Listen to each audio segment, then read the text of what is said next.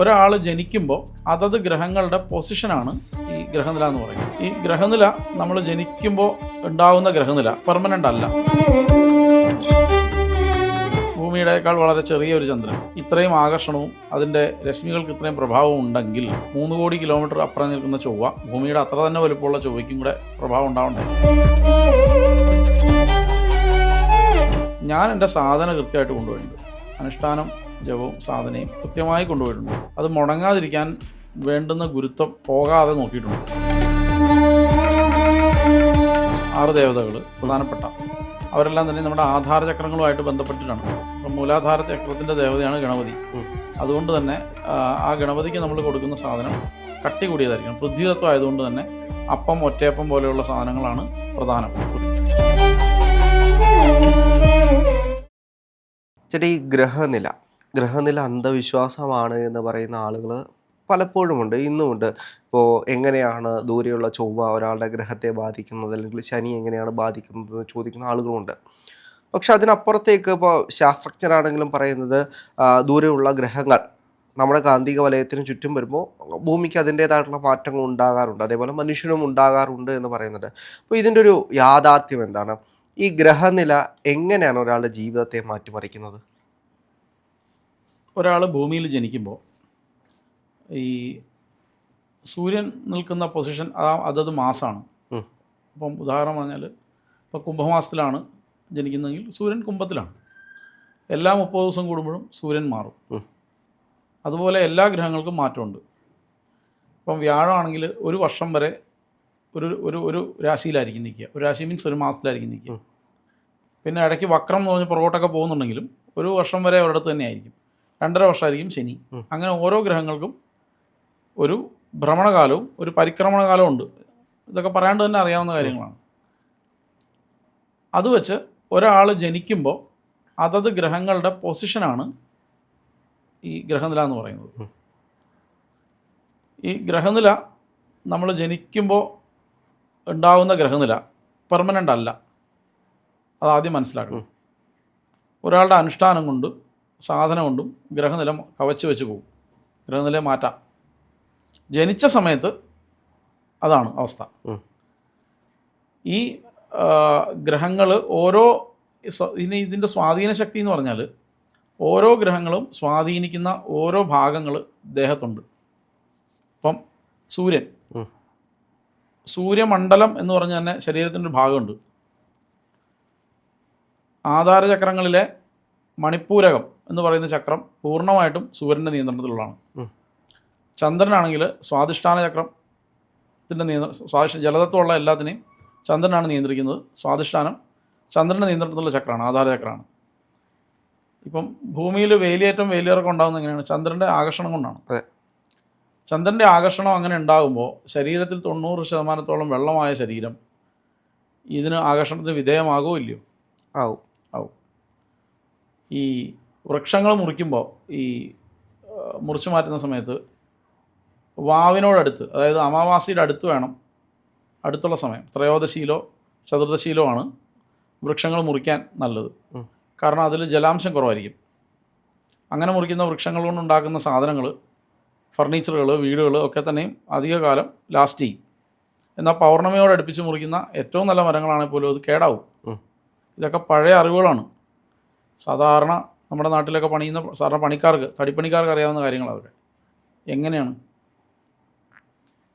അപ്പോൾ 3 ലക്ഷം കിലോമീറ്റർ ഏകദേശം അടുത്ത് നിൽക്കുന്ന ചന്ദ്രൻ, ഭൂമിയുടേക്കാൾ വളരെ ചെറിയൊരു ചന്ദ്രൻ ഇത്രയും ആകർഷണവും അതിൻ്റെ രശ്മികൾക്ക് ഇത്രയും പ്രഭാവവും ഉണ്ടെങ്കിൽ 3 കോടി കിലോമീറ്റർ അപ്പുറം നിൽക്കുന്ന ചൊവ്വ ഭൂമിയുടെ അത്ര തന്നെ വലുപ്പമുള്ള ചൊവ്വയ്ക്കും കൂടെ പ്രഭാവം ഉണ്ടാവണ്ടേ? അങ്ങനെ ഏതാണ്ട് ഒരു 40-50 ഭൂമികളെ ഉൾക്കൊള്ളാനുള്ള വലുപ്പമുള്ള വ്യാഴവും അത്ര തന്നെ വലുപ്പമുള്ള ശനിയും അതിനേക്കാൾ എത്രയോ സ്വാധീനമുള്ള സൂര്യനും ഒക്കെ നമ്മളെ സ്വാധീനിക്കുന്നില്ല എന്ന് പറയുന്നതല്ലേ മണ്ടത്തരം? അതെ, സൂര്യൻ നമ്മളെ സ്വാധീനിക്കുന്നുണ്ടോ എന്ന് ചോദിച്ചു കഴിഞ്ഞാൽ നമ്മൾ അനുഭവിക്കുന്ന കാര്യമല്ലേ. അപ്പോൾ സൂര്യൻ ആ സ്വാധീനശേഷി ഉണ്ടെങ്കിൽ മറ്റുള്ള ഗ്രഹങ്ങൾക്ക് ഇല്ലാണ്ട് വരുമോ? അതെ. ഇതിൻ്റെ പ്രഡിക്ഷൻസാണ് എല്ലാവരും പറയുന്നത്. അതുകൊണ്ട് ഇന്നതുപോലെ സംഭവിക്കും എന്നുള്ള പ്രഡിക്ഷൻസിനെയാണ് എല്ലാവരും തള്ളിപ്പറയുന്നത്. അല്ലാതെ ഇതിൻ്റെ ആസ്ട്രോളജിക്കൽ കാൽക്കുലേഷനെ അല്ല തള്ളിപ്പറയുന്നത്. ആ കാൽക്കുലേഷൻ പെർഫെക്റ്റ് ആയതുകൊണ്ടാണ് അമാവാസിയും പൗർണമിയും ഒക്കെ കൃത്യമായിട്ട് കാൽക്കുലേറ്റ് ചെയ്ത് വെച്ചിരിക്കുന്നത്. ഇനി ഒരു 1000 കൊല്ലം കഴിഞ്ഞിട്ടുള്ള അമാവാസി എടുത്താലും 1000 കൊല്ലം പഴയ അമാവാസിയും പൗർണമിയും കാൽക്കുലേറ്റ് ചെയ്യാനുള്ള മാർഗ്ഗവും നമ്മുടെ കയ്യിലുണ്ട് ഇപ്പോൾ. അതൊന്നും മാറുന്നില്ല, നക്ഷത്രങ്ങൾ മാറുന്നില്ല, ഒന്നും മാറുന്നില്ല. അപ്പോൾ മാറാതെ ഈ കാൽക്കുലേഷൻസ് കൃത്യമായിട്ട് വന്നിട്ടുണ്ടെങ്കിൽ ഈ കാൽക്കുലേഷൻസ് കണ്ടെത്തിയ അതേ ആചാര്യന്മാർ തന്നെയാണ് ഇതിൻ്റെ പ്രൊഡിക്ഷൻസ് എടുത്തിരിക്കുന്നത്, ഫലങ്ങൾ എഴുതിയിരിക്കുന്നത്. അപ്പോൾ അതിനെ വിശ്വസിക്കേണ്ട കാര്യമുണ്ടോ? ഇല്ല.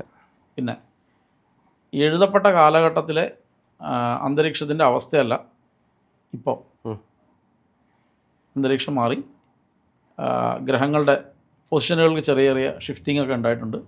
അതുകൊണ്ട് ഫലത്തിലും അതനുസരിച്ചിട്ടുള്ള വ്യത്യാസം വരും. ഇതുവരേക്കും ആരും കറക്റ്റ് ചെയ്തൊന്നും എഴുതാനായിട്ട് വന്നിട്ടില്ല. അപ്പോൾ അതുകൊണ്ടാണ് ഈ കുറേയൊക്കെ ഈ ഫലങ്ങളിലൊക്കെ വ്യത്യാസം വരുന്നത്. എന്നാൽ പോലും ഒരു 60% മുകളിൽ അല്ലെങ്കിൽ 70% മുകളിലൊക്കെ ഇപ്പോഴും ഫലങ്ങളൊക്കെ പറയുന്നത് ശരിയാവുന്നൊക്കെ ഉണ്ട്. പക്ഷേ ഞാൻ പറയുന്നത് സാധാരണ ഒരവസ്ഥയിൽ ഗ്രഹനില പെർമനൻ്റ് ആണെങ്കിലും ഒരു സാധകനെ സംബന്ധിച്ചിടത്തോളം ഗ്രഹനില അവൻ്റെ അവസാന വാക്കൊന്നുമല്ല. സാധന കൊണ്ടും ജപം കൊണ്ടും തപസ് കൊണ്ടും അതിനെ മറികടന്ന് പോകാം. മാർക്കണ്ഡേയൻ്റെ കഥയിൽ എന്നും 18 വയസ്സായിട്ടിരിക്കട്ടെ, 16 വയസ്സായിട്ടിരിക്കട്ടെ എന്ന് അനുഗ്രഹം കിട്ടിയില്ലേ? 16 വയസ്സിൽ മരിക്കുമെന്നായിരുന്നു ജാതകത്തിൽ. അപ്പോൾ എങ്ങനെയാണ് ഒരു സാധാരണ മനുഷ്യൻ, ഇപ്പോൾ സാധകനെ സംബന്ധിച്ച് ഇതെല്ലാം മറികടന്ന് മുന്നോട്ട് പോകാനുള്ള ശക്തി ഉണ്ടാകും, മറ്റു കാര്യങ്ങളുണ്ടാകും. പക്ഷെ ഒരു സാധാരണ മനുഷ്യനെ സംബന്ധിച്ച് അവന് ബിസിനസ്സിലാണെങ്കിലും ജീവിതത്തിലാണെങ്കിലും വളർച്ച ഉണ്ടാകാൻ അല്ലെങ്കിൽ ഉയർച്ച ഉണ്ടാകാൻ വേണ്ടിയിട്ട് എങ്ങനെ വേണം ഈ ഗ്രഹങ്ങളെ നോക്കി അല്ലെങ്കിൽ അതിൻ്റെ ക്രമീകരണങ്ങൾക്കനുസരിച്ച് ജീവിക്കേണ്ടത്? ഞാൻ ഈ ജീവിതം മുഴുവനും ജ്യോതിഷം നോക്കുന്നതിനോട് വലിയൊരു താല്പര്യമില്ലാത്ത ഒരാളാണ്. എനിക്ക് വളരെ അത്യാവശ്യമെന്ന് തോന്നുന്ന സമയത്ത് മാത്രമേ ഞാൻ നോക്കിയിട്ടുള്ളൂ. അല്ലാത്ത സമയങ്ങളിൽ ഇന്ന് വ്യാഴം മാറുകയാണ്, ഉടനെ എനിക്ക് ഇപ്പോൾ അഷ്ടമത്തിലേക്കാണല്ലോ വ്യാഴം വരുന്നത്, എന്നാൽ മഹാവിഷ്ണു ക്ഷേത്രത്തിൽ പാൽപ്പായസം കഴിച്ച് കളയാം. ഞാനങ്ങനെയൊന്നും ചെയ്തിട്ടില്ല. ഞാൻ എൻ്റെ സാധന കൃത്യമായിട്ട് കൊണ്ടുപോയിട്ടുണ്ട്. അനുഷ്ഠാനം, ജപവും സാധനയും കൃത്യമായി കൊണ്ടുപോയിട്ടുണ്ട്. അത് മുടങ്ങാതിരിക്കാൻ വേണ്ടുന്ന ഗുരുത്വം പോകാതെ നോക്കിയിട്ടുണ്ട്. ഈ 2 കാര്യങ്ങളെ ചെയ്തിട്ടുള്ളൂ. ഇനിയിപ്പോൾ അതേ ചെയ്യാൻ ഉദ്ദേശിച്ചിട്ടുള്ളൂ. ഇപ്പം ഒരാൾ എന്നോട് ചോദിക്കുകയാണെങ്കിൽ നിങ്ങളുടെ ഗ്രഹങ്ങൾ അനുകൂലമാകുന്നതും പ്രതികൂലമാകുന്നതും ഏതൊക്കെയാണെന്ന് മനസ്സിലാക്കി വയ്ക്കാം. വെച്ചതിനനുസരിച്ച് അനുകൂലമാകുന്ന ഗ്രഹങ്ങൾക്ക് കുറച്ച് ബലം കൂട്ടാനും പ്രതികൂലമായ ഗ്രഹങ്ങളെ അനുകൂലമാക്കി എടുക്കാനും വേണ്ടുന്ന വഴിപാടുകളെ അതുമായി ബന്ധപ്പെട്ട ദേവതകളുണ്ട്. ഇപ്പോൾ വ്യാഴമാണെങ്കിൽ മഹാവിഷ്ണുവാണ്, സൂര്യനാണെങ്കിൽ മഹാദേവനാണ്, ചൊവ്വയാണെങ്കിൽ ഓജരാശി നിന്ന സുബ്രഹ്മണ്യനാണ്, യുഗ്മരാശി നിന്ന ഭദ്രകാളിയാണ്, ശുക്രനാണെങ്കിൽ യക്ഷി ലക്ഷ്മി അന്നപൂർണ, കേതുവാണെങ്കിൽ ചാമുണ്ഡി ചണ്ഡിക, രാഹുവാണെങ്കിൽ ഗണപതി. ഇങ്ങനെ ദേവതകളെ പറഞ്ഞു പോയിട്ടുണ്ട്. അതത് ദേവതകൾക്ക് അതത് ഗ്രഹങ്ങളിൽ, നവഗ്രഹ ക്ഷേത്രങ്ങളിൽ അത് ഗ്രഹങ്ങൾക്ക് വഴിപാട് നടത്തിക്കൊണ്ട് പോയാൽ വലിയ തരക്കേടില്ലാതെ മുൻപോട്ട് കൊണ്ടുപോകാൻ പറ്റും. ഈ വഴിപാട് എന്ന് പറയുമ്പോൾ ഓരോ ക്ഷേത്രങ്ങളിൽ നിന്ന് പുതിയ പുതിയ വഴിപാടുകൾ വന്നുകൊണ്ടിരിക്കുകയാണ്.